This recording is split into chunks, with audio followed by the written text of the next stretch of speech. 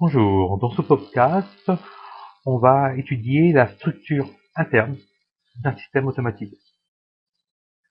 L'objectif à la fin de ce cours, c'est que vous soyez capable, entre guillemets, de disséquer un système automatisé. Vous devez être capable d'identifier les principaux composants et d'indiquer pour chacun des principaux composants leur fonction.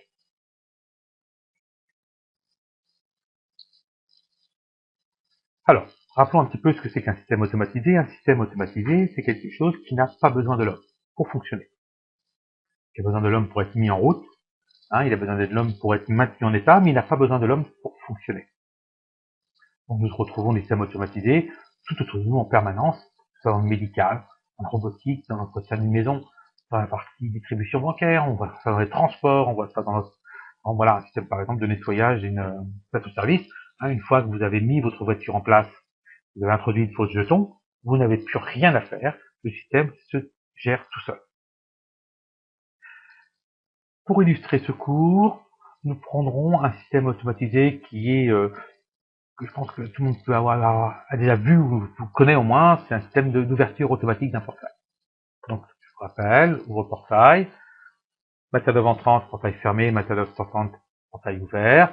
La fonction du portail est de manœuvrer ce portail. Et donc, nous allons voir maintenant comment il est constitué à l'intérieur. Donc déjà, pour un système automatisé, on va se rendre compte qu'un système est classé suivant deux critères. Soit un critère technico-économique, donc système diffusion limitée, des choses qui sont fabriquées quasiment sur mesure ou vraiment spécialement, et des systèmes de grande diffusion, qui sont fabriqués en grande série, système de grande diffusion. Ou bien un système par domaine d'application. Il y a tous les systèmes de l'aéronautique, l'automobile, l'électroménager, l'électronique grand public, la domotique, le service, le médical. Donc, tout système automatisé va être classé suivant ces deux critères. Quel que soit le domaine dans lequel vous êtes ou le critère économique que vous avez choisi, un système automatisé est un peu construit comme l'homme. Nous sommes tous très différents. Pareil, les systèmes automatisés peuvent paraître extérieurement très différents. Par contre, tous les hommes, quand on voit comment ils sont constitués, quelle est leur structure, on retrouve bien la même chose. De même, un système automatisé va donc respecter cette structure. Si je le simplifie, l'homme a une tête pour réfléchir, un corps pour bouger. Un système automatisé aura une partie commande qui va réfléchir et une partie opérative qui va agir. Bien sûr, le système n'étant pas tout seul, il doit pouvoir communiquer avec l'extérieur, comme l'homme communique avec les autres hommes. Nous avons donc une interface homme-machine. Je pense qu'avoir cette première approche d'un système est très important. Où est la partie qui réfléchit, où est la partie qui agit, comment la machine communique. Si on reprend notre exemple de portail automatique, l'organisation structurelle du système va se faire de la façon suivante.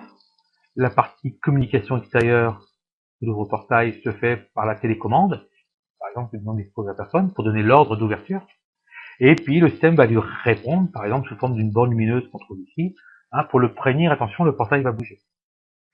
Si on va voir un petit peu, on rentre à l'intérieur pour voir comment c'est fait. Nous avons un boîtier sur le côté, qui est représenté ici, dans lequel il y a une carte microcontrôleur, dans lequel il y a toute la partie des ordres, toute la partie de fonctionnement du système, pour appeler à la tête, la partie qui réfléchit du système. Et enfin, nous avons des bras de chaque côté avec une cache électrique par exemple, c'est toute la partie qui agit qu'on appelle la partie qui est.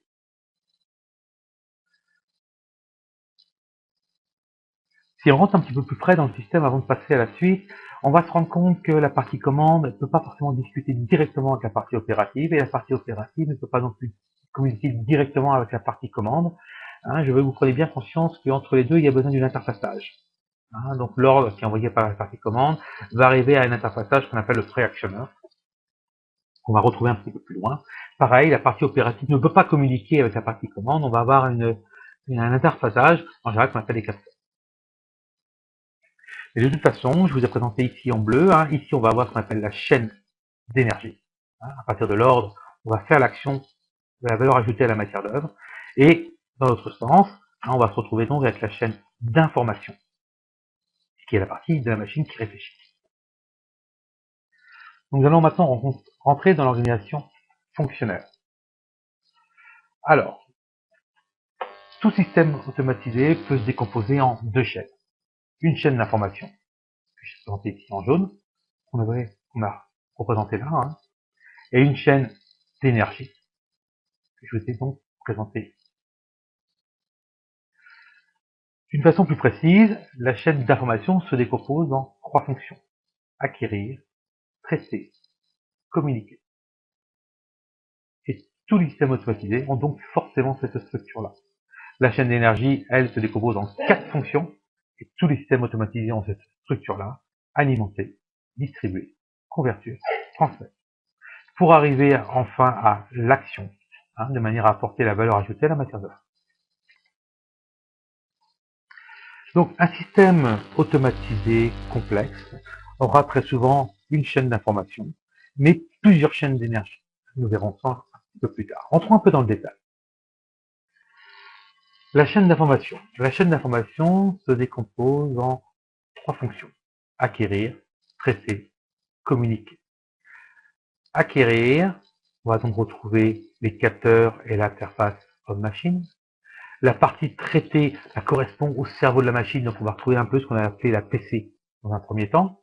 Et communiquer, c'est tous les connectiques et toute l'interface machine-homme. Qui passe d'une fonction à l'autre, d'une boîte à l'autre, c'est ce qu'on appelle un flux. Et ici, le flux est de type information. Qu'est-ce que c'est qu'un flux de type information? Pour une chaîne d'information, en général, c'est un flux électrique. 3 types de signaux possibles. Soit c'est un signal de type tout ou rien, 0,5 volts par exemple. Soit c'est un signal de type analogique. La valeur de la tension va varier en fonction du temps. 0 volts, 1 volt, 2 volts, 3 volts, 5 volts, 4 volts, 3 volts, 2 volts, 0 volts, 1 volt, 0 volts. Voilà. La valeur de la tension change en permanence en fonction du temps. Ou bien c'est un type de signal numérique, des 1 et des 0, hein, codés sur un certain nombre de bits. De toute façon, au niveau de la chaîne d'information, les fils électriques qui permettent de faire circuler l'information sont des petits fils. Sur un système, vous les retrouvez facilement parce que ce sont des petits fils électriques. Par contre, si on passe à la chaîne d'énergie, donc la chaîne d'énergie se distribue en 4 fonctions: alimenter, distribuer, convertir, transmettre. Pour enfin arriver à la partie agir.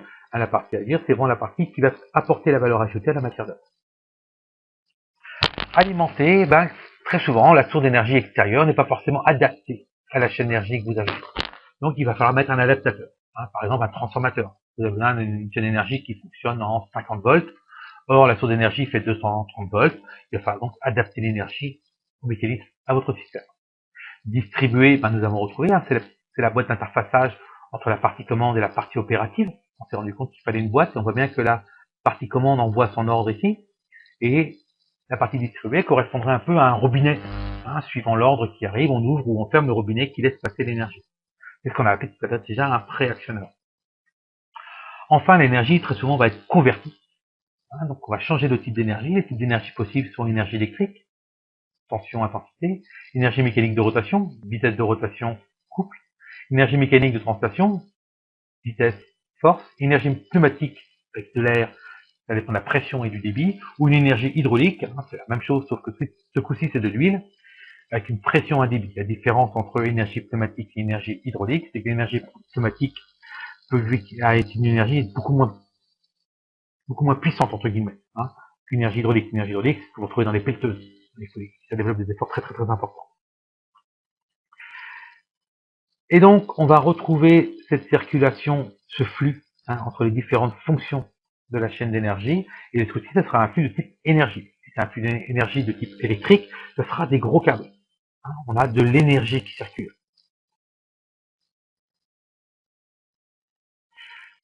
Donc, vous allez trouver ensuite des exemples pour chacune des fonctions, d'éléments qui peuvent réaliser cette fonction.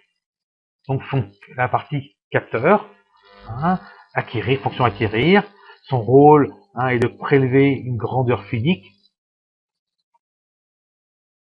et d'en produire une image sous forme d'un signal électrique. Donc des capteurs, il y en a plein de sortes différentes.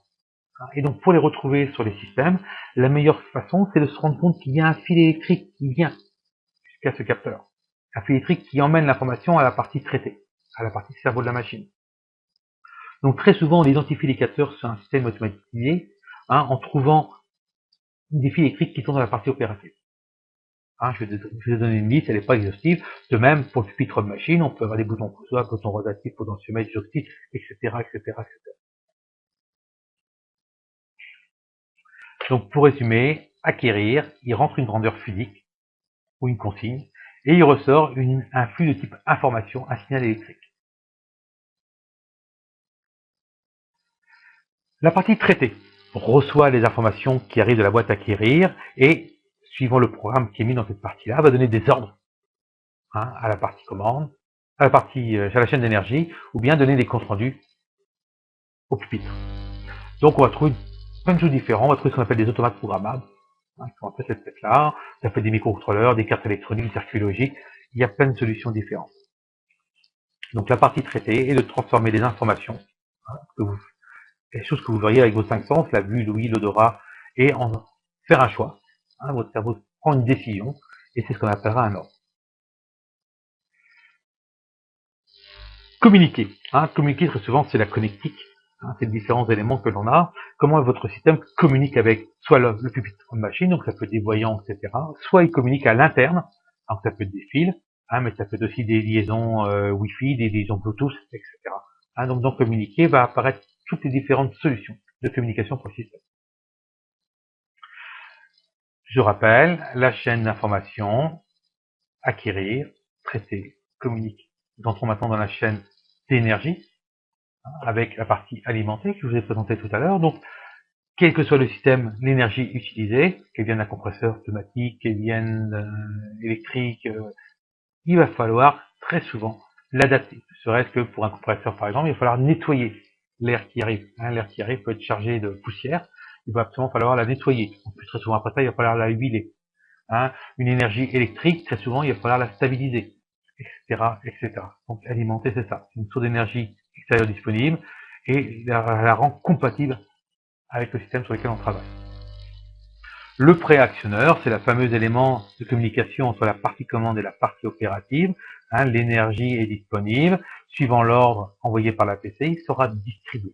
Donc, nous allons voir que cette fonction-là, qu'on appelle le préactionneur, est de différents types suivant l'énergie sur laquelle il travaille. De l'énergie électrique, de l'énergie hydraulique, de l'énergie pneumatique. C'est pas du tout le même constituant. Donc, pas toujours facile à identifier. Mais ce qui permet en général de le trouver, c'est que c'est un constituant dans lequel circule l'énergie et sur lequel arrive ce petit fil électrique qui va envoyer l'ordre. Parce que là, le petit fil électrique, c'est un flux d'informations, à ne pas confondre avec les grosses flèches qui est un flux d'énergie. Donc l'actionneur, c'est la partie qui va changer de type d'énergie. Si j'arrive avec l'énergie électrique et je ressors avec l'énergie mécanique de rotation, par exemple, c'est ce que fait un moteur. Il reçoit du courant électrique et puis ce qui ressort, c'est une vitesse de rotation de l'arbre moteur. Il va donc convertir l'énergie. Donc on a essentiellement des vérins, là et ici, ou bien des moteurs, qu'ils soient électriques, pneumatiques ou hydrauliques. Alors, la partie traitée. Nous avons voir juste avant que la partie convertir, en général, ne peut faire que deux mouvements. Soit un mouvement de translation avec un vérin, soit un mouvement de rotation avec un moteur. Très souvent, ce mouvement-là ne correspond pas à ce qu'il faut réellement effectuer au niveau de la matière d'œuvre. Je vais prendre un exemple tout simple, je prends un essuie-glace. Un essuie-glace, vous voulez que le balai fasse des allers-retours sur votre pare-brise. Or, le moteur électrique qui va convertir l'énergie électrique en énergie mécanique de rotation, lui, il tourne en permanence. Donc il va falloir transformer ce moment de rotation en un moment de rotation, mais alternatif. Donc c'est ça la partie transmettre. C'est toutes les parties mécaniques qui vont soit modifier le mouvement, soit adapter le mouvement. C'est ce qui se passe aussi, par exemple, sur un vélo, quand vous pédalez, le nombre de tours que vous faites sur le pédalier est différent du nombre de tours que fait votre roue. Donc là, on a adapté la vitesse de rotation. Donc, toute la partie mécanique du système automatisé rentre très souvent dans la partie transfert. Et enfin, dans la partie agir, on parle de l'effecteur, donc matière d'œuvre entrante, matière d'œuvre sortante est égal à matière d'œuvre entrante plus la valeur ajoutée. Et l'effecteur, c'est quoi? C'est l'élément mécanique qui touche réellement la matière d'œuvre. Très souvent, une seule pièce, c'est celle qui touche la matière d'œuvre. Ça peut être une pince, ça peut être une ventouse, ça peut être un tapis roulant, voilà, c'est la partie qui touche réellement. Donc si maintenant on fait l'analogie avec notre notre portail. On va donc trouver dans la partie acquérir la télécommande, les capteurs de présence qui vérifient qu'on n'est pas resté devant le portail avant qu'il se referme. Voilà, des capteurs, une dialogue homme machine. La partie traitée se trouve à ce niveau-là. On a une carte électronique qui a été programmée. C'est un microcontrôleur. Comment la machine communique? Justement avec des voyants lumineux. Très bien. Quand vous appuyez sur votre télécommande pour savoir que la machine a bien reçu votre ordre, en général, la borne ici va s'allumer et le portail va se mettre en route. Chaîne d'information. L'ordre est envoyé à la chaîne d'énergie. Quelle est la chaîne d'énergie utilisée? Ici, c'est une énergie électrique. L'alimentation du réseau EDF à 230 volts. L'énergie va être distribuée, dans le cas présent ici, par un relais. C'est un petit organe mécanique électronique et mécanique électrique qui va permettre de laisser passer l'énergie suivant l'ordre envoyé par la chaîne d'information. Cette énergie-là va être transformée, cette énergie électrique va être transformée en énergie mécanique de rotation. Cette énergie mécanique de rotation va donc faire tourner le bras, et le bras va donc, qui est accroché lui-même grâce à l'effecteur, dont la patte de fixation sur le ventail, va donc provoquer la rotation du ventail, donc passer d'une porte fermée à un portail. Donc, chaîne d'information, ce qui circule, c'est un flux d'information général électrique, c'est des petits fils qu'on trouve sur le système. Quand on arrive dans la chaîne d'énergie, avec les quatre fonctions alimenter, distribuer, convertir, transmettre, pour fin de compte arriver à agir, ici ouvrir, avec un flux d'énergie qui circule ici électrique, 230 volts, toujours électrique, c'est qu'une fois qu'on a passé la boîte convertir, que le flux d'énergie va être un flux d'énergie mécanique de rotation. Ce flux d'énergie mécanique de rotation est adapté au mouvement souhaité à la fin, qui n'est pas une rotation complète, mais qui est une rotation de 90 degrés. Donc voilà, je vous remercie de votre attention. Bonne révision.